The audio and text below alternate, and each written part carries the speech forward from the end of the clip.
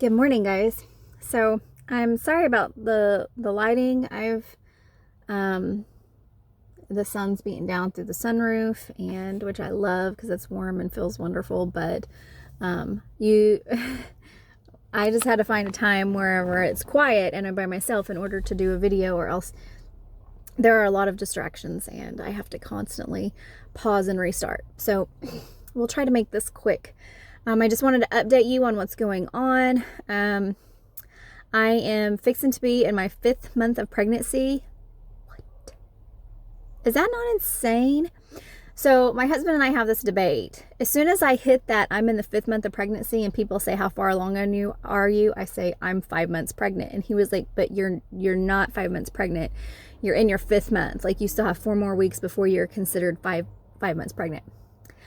But that's not really how it works in the pregnancy world. So I'll be 5 months pregnant, which is insane to me.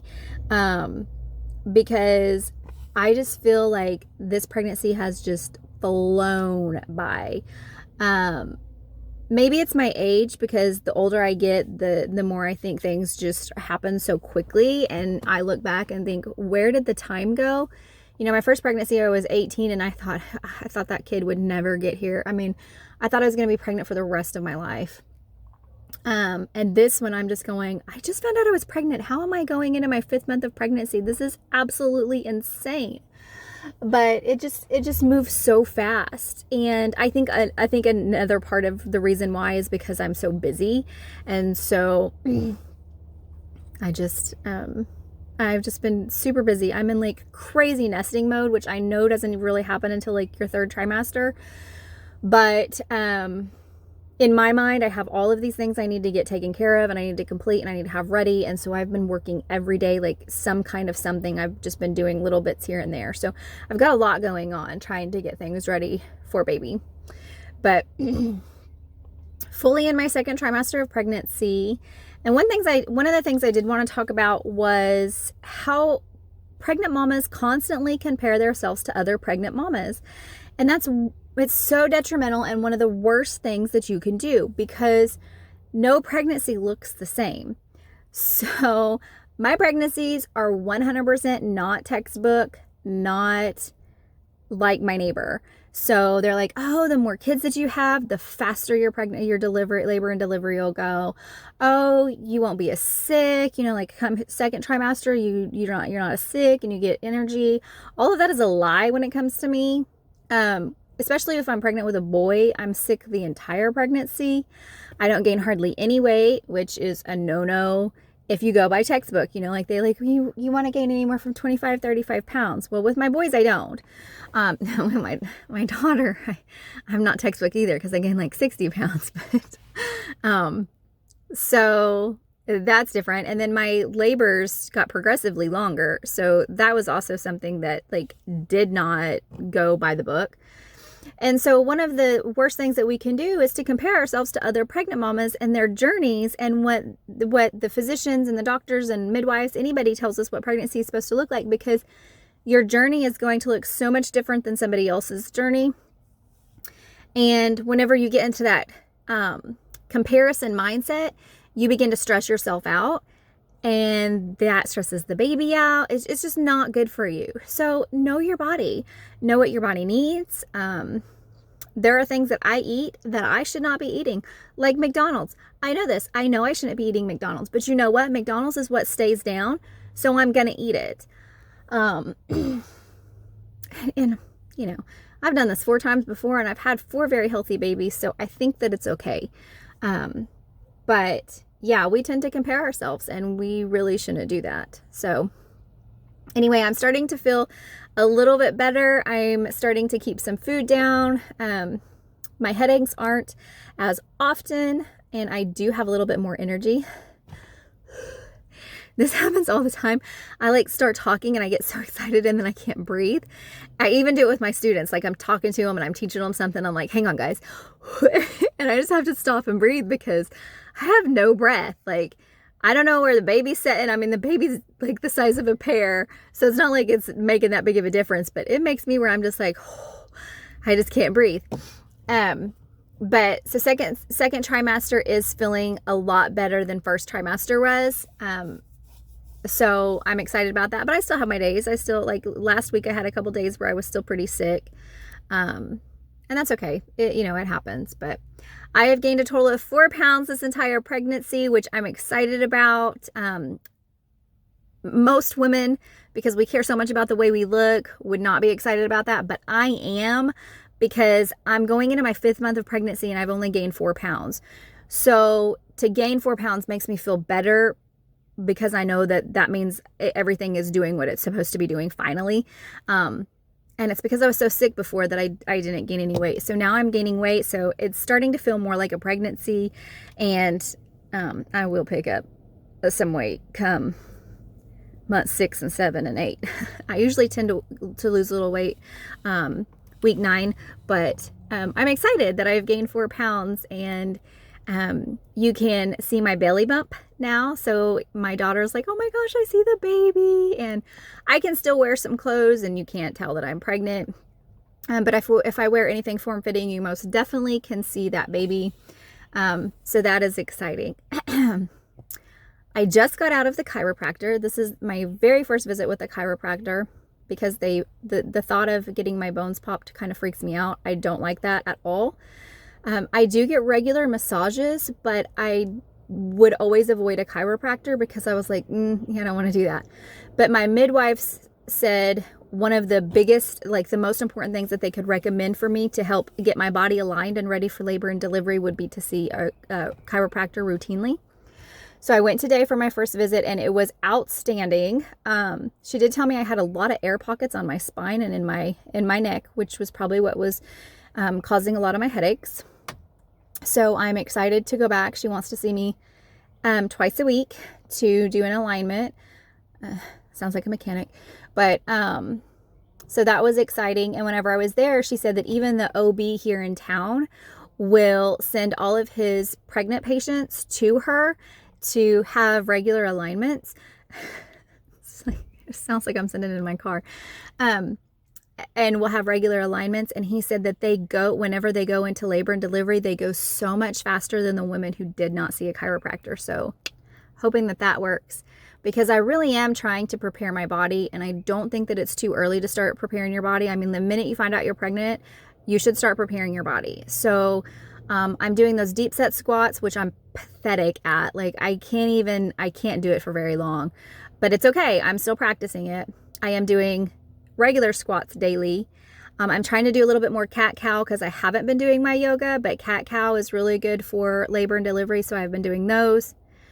I've been having 2 to 3 dates every day, which is also recommended by doulas and midwives for a very quick and easy delivery.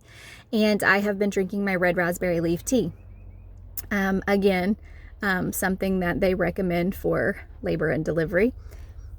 And I have found that it's better if you make it and then chill it overnight with some ice, and you have an iced red raspberry leaf tea with maybe like a spoonful of sugar.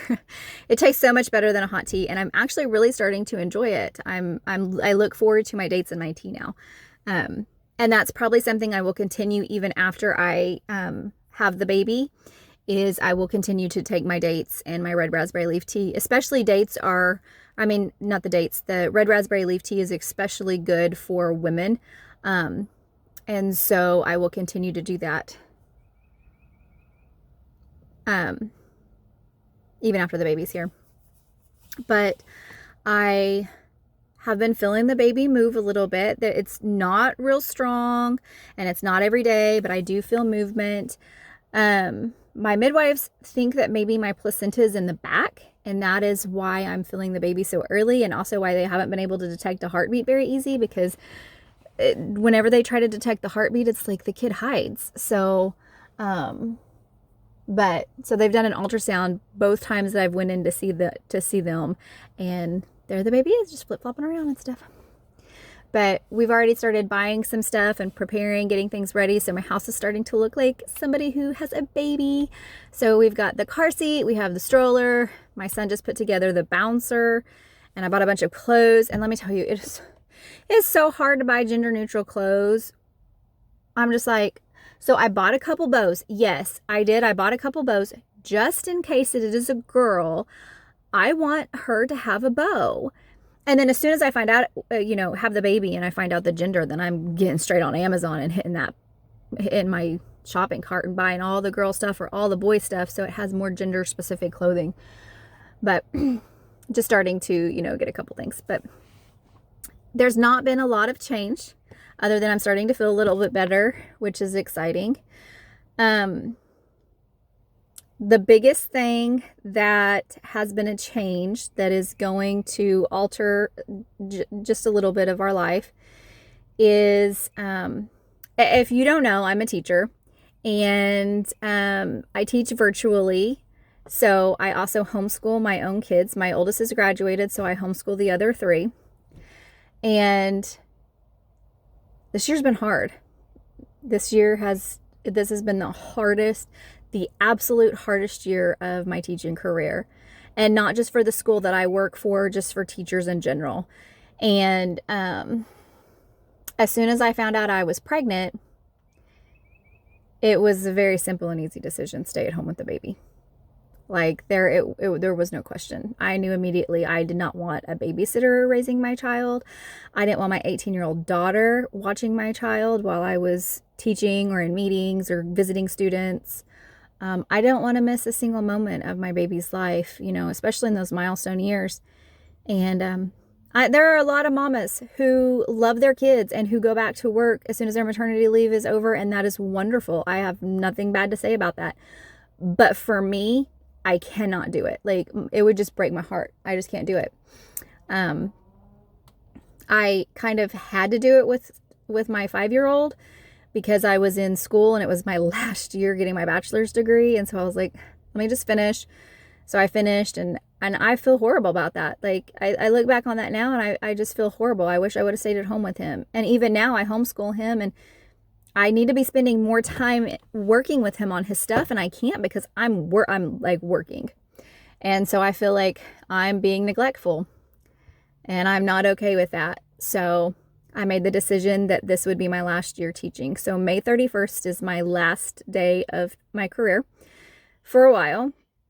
I've already let my principal know, and I've let my families know that I'm not going to be returning next year. And they know it's because of the baby. Like, I'm just staying at home with the baby. But this is the part of the video where I think I start getting emotional. It's the relationships that I'm going to miss. And it seems like every time I go into some place and I work, I build these wonderful relationships with these wonderful people, and then they dissipate and dissolve after I leave. And nobody keeps in touch, because keeping in touch is hard work. Let's just be real and honest. Keeping in touch is hard work, and sometimes it's an inconvenience. And sometimes you get irritated whenever it feels like it's just one way. And that's how a lot of relationships end, I think. It's just too much work. But it's the same thing with marriage. I mean, you have to work at it to make it work. You have to work, and you have to keep trying every day in order to make it successful and to succeed and to flourish. And it's the same thing with relationships. So I love my team so much. I love my team. I love the women that I work with. And saying goodbye to them is going to be the hardest part. It really is. I mean, I'm going to miss my students and families and stuff, but these women are what I'm really going to miss. So I'm hoping that we inconvenience each other. I'm hoping that we continue to keep lines of communication open. I'm hoping that we continue to meet up and have coffee and have, walks in the garden and just stupid little things that are not spectacular, but they're moments that you have to build relationship. And I really hope that that continues, because whenever you're going to be 38 years old and you're going to have 5 kids, one's 18 or one's gonna be, I don't even know if he's gonna even be in my house by the time I have the baby. And then I have a baby. And it is very hard. It is very hard to have friends and to make friends and to have relationships with people. And especially whenever you're just in different seasons of your life. And I get a lot of people say, oh my gosh, you're pregnant again. Oh. So I've started following a lot of these women on Instagram who have like 9 kids, and I think they're spectacular. They're fabulous. They're fabulous. And I learned so many things from them. And I'm just God-fearing women who somehow seem to make it work. And I sat and I wonder, do you guys have friends, or are your children your friends? Because whenever my husband and I go and do stuff, we take our kids. Like, we don't normally invite friends to go. We take our kids. My husband takes my boys paintballing. That's just something that they do. Me and my daughter go to get our nails done. We go see family movies together, but we do that more than we do things with friends. And I'm okay with that. I'm okay with that. But an adult woman needs an adult woman to be her friend. And so, leaving teaching, my biggest fear is losing the relationships. So that has been the biggest change since my last video, I guess. And but my husband and I were in a financial position to where we are very blessed. We don't have any debt. Our stuff's paid off. Like, our house is paid off. Our cars are paid off. We don't have car payments. We don't have house payments. We don't have medical bills. We try to live within our means. And so losing my income it's just losing my income, but we're still going to be able just to live and be taken care of. And I'm so thankful for that. And it humbles me, because I'm like, so many times I grumbled about what we didn't have. And I complained that I wanted this and that and better of this and that. And it really humbles you whenever something more important like a child comes along and you're like, wow, thank you, God, that we are in a position to where I can stay at home and I can be mom. And so I feel so blessed that that is what I get to do.